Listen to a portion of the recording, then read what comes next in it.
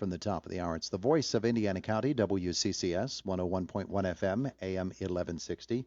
I thought I would not be able to get him into the studio today, but how about that? He got dismissed from jury duty, and he showed up here. He's Mark Hilliard from the Chamber of Commerce. Good morning. It's good to be here. Given the other places you could have been, it's really good to be here, isn't it? Yes. Yeah. Yes, it is. Good to see you. What are we talking about today? Chamber of Commerce always has something busy going on. There are events, I'm sure, and there are probably some things that we don't really know about, work that you're doing in the office behind the scenes, helping to attract businesses here, helping businesses which are currently here to navigate their way through a really difficult world.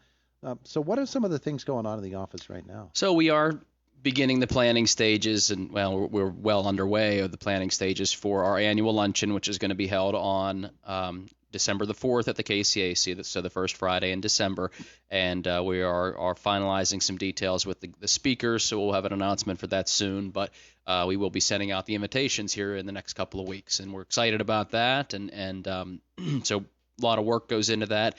We unfortunately had to postpone our Women's Summit, which would have been tomorrow, and that is postponed until January. So we're getting ready to announce a firm date in January. We're hoping that basically the entire schedule of events that we had planned will be intact for January. And we have a number of business after hours coming up here in the next couple of months. So November is going to be a busy month for us. As is December, and that's kind of nice to be involved with. And on top of all that, we're underway with making our rounds to the various school districts to present the Indiana County Ready program for a third straight year.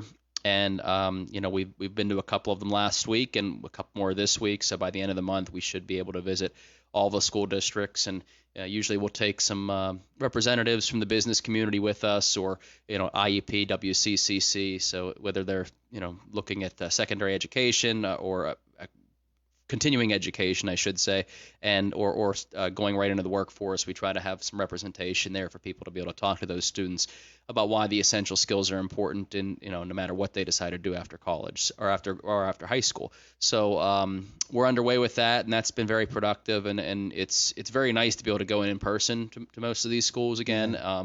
We understand that we have to wear masks and everything else, but I'm more than happy to do that to be able to go and see these students in person, to be able to present the program, because it's a lot easier to do that, I feel, in face-to-face than it is virtually. So that's part of the essential skills too, is being able to communicate face-to-face. Sure. So that's kind of what we have going on right now. It's busy, but and a lot of traveling right now, but it's exciting, and we're happy to be able to do these kinds of things this year. Yeah, that's a new essential skill, is communicating while you're wearing a mask.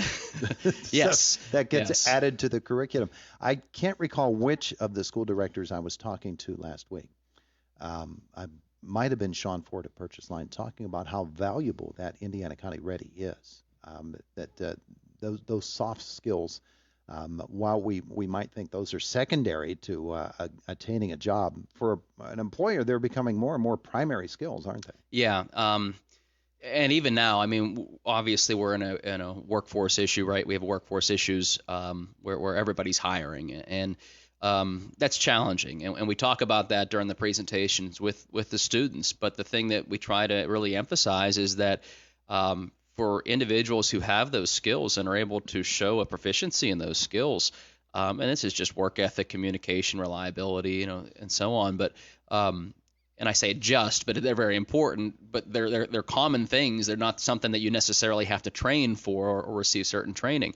But those individuals, if they're looking for a job, really are in the driver's seat. And we talk about an article that was in Forbes magazine that talks about the interviewee is now in the driver's seat compared to any time in recent memory, where the interviewer was the one who used to be able to basically control it. But if you have the necessary skills, you have a chance to dictate some certain terms right now, because they have such a demand. And we use the term talent war because businesses are looking to hire people and create jobs for them if they're a quality person, because they want to stockpile talent because there's a lack of it right now. And with the workforce shortage, they want the best employees. So if you have the right essential skills, you really stand a chance to make a very, very good living and really have a chance to advance very quickly. You can play the field pretty well. Yeah, and more so than any time than I can, in my lifetime than I can ever remember. This certainly wasn't the case when I was graduating high school or college. So, but you have to make sure that you do have those skills. And as I tell them, the students, if you don't have them, you're always going to be playing catch up with one of the students who does. So better to learn them now than to wait until your late 20s, early 30s when you're already making half the salary of an individual who graduated, who possessed them right out of school. So. Mark Hilliard with us, the president of the Chamber of Commerce here in Indiana County. I'll get my wording right. Interesting thing for me that I'm continuing to follow with fascination is this whole Reggie discussion, because like it or not, we're getting to a point where it's really going to be crunch time, and this thing is on the verge of becoming real. You have to be working on that as well right now. We can't get to January or February and say, oh, we were surprised that it actually became a real thing. No. And Indiana County is really right in the crosshairs of that. Very much so. And obviously we're, that's something that we've kept our close eye on. And I've certainly Representative Struzzi and Senator Pittman are on the front lines of that battle in Harrisburg, and they're going to continue to fight it. But at the same time, we have to be prepared for everything at this point in time. And we can't sit here and say that, we feel like it's going to go away. And then if it doesn't go away, then we're stuck, and we're in a very difficult situation from an economic development standpoint, losing some of these power plants and these jobs. So we're going to continue to fight it, but we're also in the planning stages of trying to figure out what ways that we can try to help these displaced workers if they do become displaced, and be able to find other opportunities. And there are some things that are public already out there, in terms of what Senator Pittman's been asking for, but it's not so simple. These are good family sustaining jobs, and I've commented many times. We've heard so many comments from the administration about helping to retrain these workers and provide new opportunities for them, and coal-impacted communities, which we certainly are one of them. And these people have not heard anything at this point in time. So we're a couple months away. And that's what's really concerning is, we should be getting help, and these people should be getting help from the state level. Since they're the ones trying to push this thing through, they should be also reaching out and trying to create these new opportunities for these people. And then they can't wait until after it already happens, because these people are going to be gone. They're going to go to Ohio, West Virginia, or Texas or somewhere else where these jobs exist. So it's easy to say they're resilient and they'll find other work, and my comment is, yeah, they will, just not here. Yeah. So that's not good for our community, and it's certainly not going to help us no matter what kind of training you try to offer a year and a half down the road. You knock out one of the linchpins, one of the foundational aspects of our economy around here. The rest of the economy is going to have to react to that, and it's going to do so probably in a very negative way. And more than just the jobs that are evident are going to be lost, because there will not be those revenues floating around the community, and so services will suffer in that respect. And so you're looking at that, and our legislators are as well, and that's probably headed for court. Meanwhile, you look for other economic development opportunities, and I'm sure the chamber is involved in snooping around and seeing whatever else they can find in terms of attracting people here. Yeah, and there's a lot of good things kind of in the works.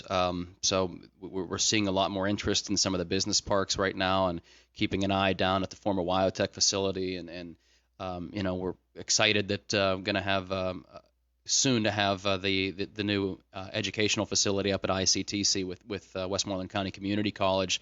That should be underway here. I think they may have pushed it back to the summertime to start classes there. We were thinking maybe they'd start them in January, but that's going to be a great facility. And I think there are things like that are going to help really help individuals be able to take those next steps. We have some things, and I think WCCC is going to be a big part of that, IEP as well.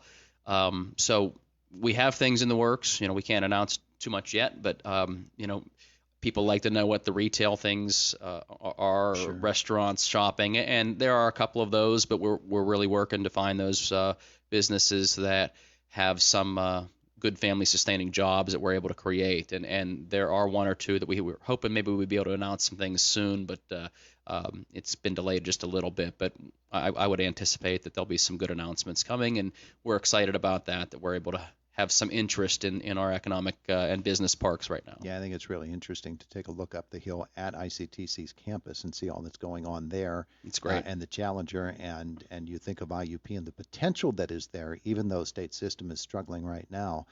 There is a real potential to turn this particular area, this hub of Indiana County, into a real educational type of a setting, and maybe make your own little educational island here. Well, we just had an after hours a few weeks ago at the IEP Steam Shop. That's brand new, and they're developing it, and that was really encouraging to be able to see something like that, because there's nothing like that's anywhere near here.